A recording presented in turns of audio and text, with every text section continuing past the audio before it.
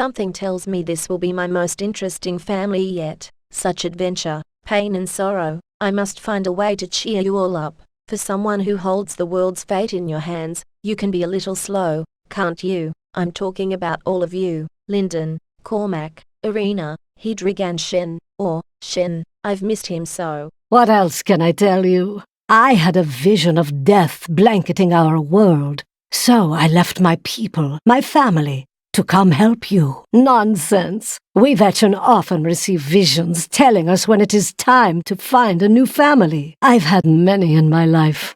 I still love and miss each and every one of them, except for Jonah.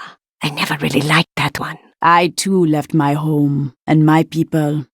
I know the pain of your sacrifice. Leaving your family based simply on a vision must have been a very difficult thing to do. It was no sacrifice. We Vetchen often receive visions telling us when it is time to find a new family. You have had an interesting life. I actually knew Hedrig when he and his soon-to-be wife traveled with a Vetchen.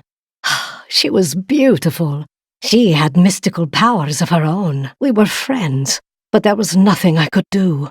So I shared my wine. We laughed. We danced. I taught her a thing or two. Eventually they were married.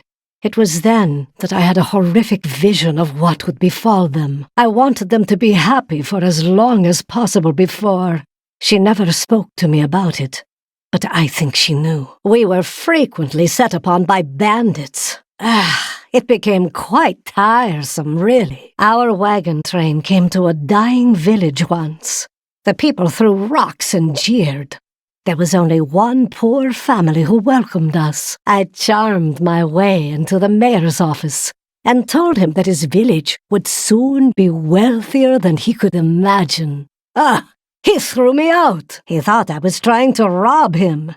Well, my vision showed me where the gold deposits were, but not who would find them. One time, I had had enough. I know this is hard to believe, but when I was younger, I was even more vivacious than I am now. So I seduced their leader, convinced him to free us by giving him details on how he could rob a local magistrate. He'd heard the Vetchen could predict the future, so he believed me. They were caught and hung 3 days later. Your eyes gleam with wisdom, Miriam. You have seen much in this life. So I told the family who had shown us kindness where to dig. They are quite wealthy now.